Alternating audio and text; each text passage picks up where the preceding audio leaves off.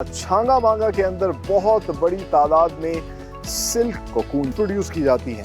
यहाँ पर sericulture department की इश्तराक से, उनकी मदद से बहुत बड़ी तादाद में, सैकड़ों की तादाद में घरानों को जो है सिल्क वॉर्म, रेशम का कीड़ा दिया जाता है और फिर उस कीड़े को उसकी अफजाइश नस्ल की जाती है, उसको पाला जाता है, उससे रेशम प्रोड्यूस किया जाता है और फिर वो रेशम ना सिर्फ पाकिस्तान भर में सप्लाई किया जाता है। एक तो ये इंपोर्ट सब्स्टिट्यूशन है, बल्कि अब इसको आहिस्ता आहिस्ता बढ़ा रहे हैं ताकि इसको एक्सपोर्ट भी किया जा सके। प्रोसेस स्टार्ट होता है लेबॉर्ट्री से। जिस जगह पे मौजूद हूँ, ये सेरिकल्चर पंजाब की एक लैब है जहाँ पर रेशम के कीड़े की अफजाइश नस्ल के ऊपर जो है वो काम किया जा रहा है, क्योंकि सबसे पहले जो चीज़ है, जो चैलेंज है, वो उसके अंडे हैं, जो अभी तो इम्पोर्ट करवाए जा रहे हैं। लेकिन खुशाइन बात ही है, ये आप देख सकते हैं इन ट्रेज के ऊपर कोकून्स पड़े हुए हैं, लेकिन ये कोकून्स खास तौर पे इस मकसद के लिए है कि इनसे जो है इसकी रिप्रोडक्शन का सिलसिला किया जाए। जिस तरह के आप देख सकते हैं कि ये जो एक कीड़ा है, ये इस कोकून से बाहर आ रहा है, उसके बाद ये मेटिंग करेगा और फिर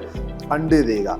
तो कोशिश इस बात की है कि पाकिस्तान इसमें खुद कफील हो, खुद से जो है ये अंडे प्रोड्यूस किए जाएं ताकि ज़्यादा से ज़्यादा इसकी प्रोडक्शन की जा सके। आगे लेके चलते हैं। जिस तरह के हमें इंटरव्यू में भी पता चला कि इसके लिए जो सबसे अहम चीज़ है वो शहतूत है। शहतूत के पत्ते ये खाता है और उसके बाद फिर ये रेशम प्रोड्यूस करता है। नाज़रीन, रेशम बनाने के लिए रेशम के कीड़े को सबसे पहले खूब खाना खिलाया जाता है और उसकी खुराक जो है वो ये शहतूत के पत्ते हैं। इस वक्त जिस जगह पर हम मौजूद हैं, ये छांगा मांगा का वो इलाका है जो कि सेरिकल्चर के अंडर है और यहाँ पर तकरीबन 160 एकड़ पर शहतूत का ये बाग लगाया गया है। इंटरेस्टिंगली इस बाग से फल लेने की बजाय सबसे अहम काम जो है वो इसके पत्ते उतारना है और आप देख सकते हैं कि जो तकरीबन 800 से ज़ायद ख़ानदान जो इस कारोबार से मुंसलिक हैं, वो अपनी फैमिलीज़ के साथ आते हैं। ख़वातीन बहुत बड़ी तादाद में यहाँ पर आती हैं और आकर इन पत्तों को तोड़ती हैं। फिर साथ ही कपड़ा उन्होंने बांधा होता है जिसके अंदर ये सारे के सारे पत्ते जमा करती हैं। नाज़रीन, जंगल से शहतूत के पत्ते तोड़ने के बाद इन कीड़ों को यहाँ पर खाने के लिए डाले जाते हैं और शहतूत का पत्ता जो है ये बहुत ही ज़्यादा अहम होता है किसी भी कीड़े के लिए।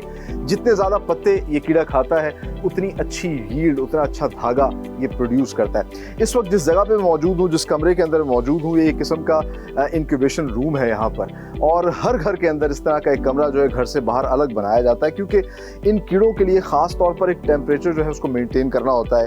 ये जो रेशम का कीड़ा होता है तकरीबन 24 डिग्री सेल्सियस से लेकर 27 डिग्री सेल्सियस तक के टेम्परेचर में रहता है और यहाँ एक बड़ा ही मेंटेन्ड सा टेम्परेचर है और आप देख सकते हैं कि बाकायदा तौर पर इनकी अफजाइश नस्ल के लिए जो है काम हो रहा है। ये जो कीड़े हैं, ये रेशम के कीड़े, ये नाजुक भी होते हैं, लेकिन ख़ास तौर पर इनका एक प्रोसेस बड़ा इंटरेस्टिंग होता है। तकरीबन 4 स्टेजेस के अंदर ये कीड़ा जो है ये आहिस्ता आहिस्ता ग्रो करता है और हर स्टेज के अंदर पत्ते भी खाता है। ये फिर एक पूरा दिन 24 घंटे की नींद लेता है, उसके बाद अपनी स्किन को चेंज करता है। इसका साइज़ बड़ा होता है और जो आखिरी स्टेज होती है उस पर ये बेतहाशा पत्ते खाता है। जितने ज़्यादा पत्ते इनको खिलाए जाएंगे उतना ही अच्छा ये जो है सिल्क प्रोड्यूस करेगा, उतना अच्छा वेट जो है उसका आएगा और फिर ये इस तरह आप देख सकते हैं कि ये अपनी जगह बनाता है। जगह बनाने के बाद आहिस्ता आहिस्ता ये अपने मुंह से ख़ास किस्म का एक लुआब जो है वो निकालता है, जो कि बाद में सिल्क बनता है। ये कुदरत का एक ऐसा करिश्मा है, ये एक ऐसा तोहफा है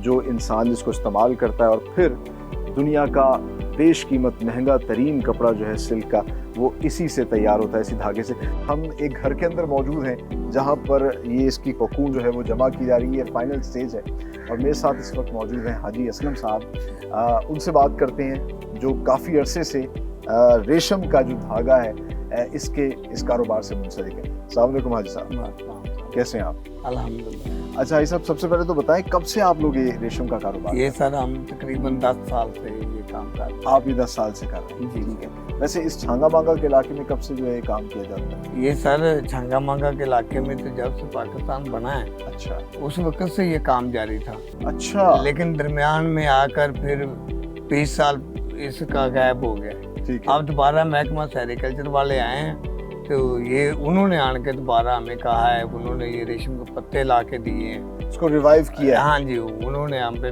कहा है कि आप ये डालो, इसमें आपको फायदा होगा। अब मैं 2 रेशम के पत्ते लेता हूँ साल में। अच्छा, सीजन में एक दफ़ा 2 पत्ते लेता हूँ मेरे बेटे आंखों से मजबूर है, लेकिन वो मेरे साथ मजदूरी करते हैं। रेशम हाँ। के पत्ते का क्या मतलब होता है? वो पैकेट लेते हैं जिसके अंडे लेते हैं रेशम अच्छा। वाले। हाँ, मतलब उसको एक पैकेट होता है जिसको आप जी। पता कहते हैं ज़बान हाँ, में, हम उसमें उसके अंडे होते हैं उसके अंडे होते हैं और वो फिर वो उसका पैकेट हम, हाँ जी, उनको आप ऐड करके जब वो उनके बच्चे निकलाते हैं, ये कीड़े बनते हैं, उसके बाद हम इनको पत्ते ला के देते हैं और ये फिर उसके बाद इसकी टूटी बनती है। तकरीबन ये 35 से 40 दिन के ये अंदर। सर 35-40 दिन के अंदर अंदर ये प्रोसेस है, ये तैयार हो जाते हैं। अच्छा। और उसके बाद अभी मैंने 2 पत्ते डाले थे हाँ। और उनका अभी जब ये कोकीन तैयार हुई है, ये टूटी तैयार हुई है, हाँ। तो उसका वजन हुआ है 70 केजी। अच्छा। और मुझे रेट नहीं मिला है, नहीं तो ये मेरी 1,40,000 की टूटियाँ थी। अच्छा। हाँ जी, और इसमें से कुछ गंदम ले लेते हैं और बाकी अपने बच्चों के इलाज मुआवजे भी खर्च कर लेते हैं। क्योंकि इतना ये इतना मुनाफा बख्श कारोबार है कि 1 माह में तो ये तैयार हो जाते हैं, और ये आसानी से पल जाते हैं। आसानी से पाल जाते हैं जी। कोई ये बहुत ज्यादा मुश्किल, बस आपको एक टेम्परेचर देना है, हाँ। खास किस्म का कमरा जो है। बस एक कमरा एक देना होता है, उसके बाद वो स्टैंड लगा के इसके ऊपर सिरकियाँ डाल के, तो हम ये 1 माह में ये सब कुछ तैयार हो जाता है। सारा आप साल जो है इसी सीजन के लिए काम कर हाँ रहे जी, हैं। हमें साल में 2 सीजन मिलते हैं। अब आप 2 सीजन काम कर रहे हैं। 2 कौन-कौन सीजन, से? हाँ जी, एक ये सितंबर नवंबर में होता है अच्छा। और एक ये मार्च अप्रैल वाला।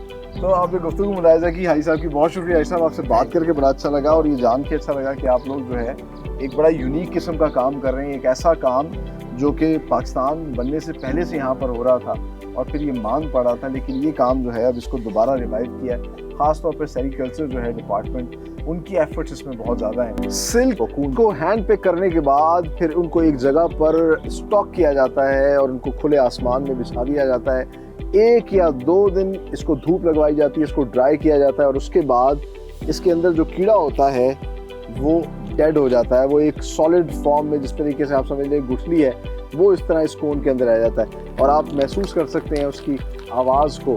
सो फाइनली ये वाइट गोल्ड जो है वो तैयार हो चुका है और ऐसा लग रहा है कि right now I am in the world of these silk cocoon. इनको ये लोग ड्राई करते हैं और फिर इनको मार्केट्स में सप्लाई कर देते हैं और वहाँ से ये एक कैश अमाउंट इनको जो है वो मिल जाती है, जिससे ये फिर पूरा साल अपना गुजारा करते हैं। ये एक बहुत ही अच्छा कारोबार है। फाइनली टाइम टू से गुड बाय, लेकिन जाने से पहले हम आपको दिखाते हैं कि रेशम की इस कोकून से, रेशम के धागे से कितनी खूबसूरत और बेशकीमत जो है वो कपड़े तैयार किए जाते हैं। इस वक्त मैं मौजूद हूँ लाहौर के खूबसूरत से कपड़ों के डिस्प्ले सेंटर में और मेरे पीछे आप देख सकते हैं ये प्योर सिल्क से तैयार किए गए खूबसूरत मलबूसात हैं और दुनिया के महंगे तरीन कपड़ों में इसका शुमार होता है।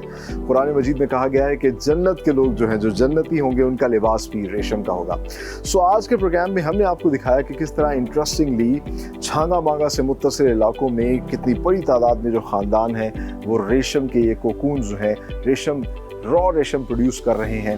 और आज के प्रोग्राम में हमने आपको सारा प्रोसेस दिखाया कि किस तरीके से 35 दिन के अंदर 5 से 10 हज़ार रुपये की इन्वेस्टमेंट से ये गरीब ख़ानदान जो है बहुत बड़ी तादाद में एक अच्छी अमाउंट जो है वो कमा सकते हैं। ज़रूरत इस अमर की है कि हम इस तरह के बिज़नेस को सपोर्ट करें, हुकूमत इन पर तवज्जो दे।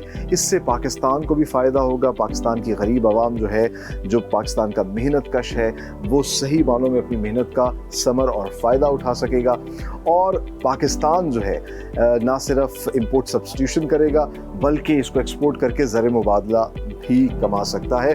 और इस तरह की पाकिस्तान की टेक्सटाइल इंडस्ट्री जो है खूबसूरत बेहतरीन प्रोडक्ट्स जो हैं वो पाकिस्तान में बना सकती हैं, क्योंकि ये प्रोडक्ट्स दुनिया में जहाँ भी एक्सपोर्ट होंगी वो the proud tag of made in Pakistan होगी। और जैसे मैं हमेशा कहता हूँ, हमें याद रखना चाहिए कि हम पाकिस्तानी हैं। So be Pakistani, buy these Pakistani products and sell these Pakistani products.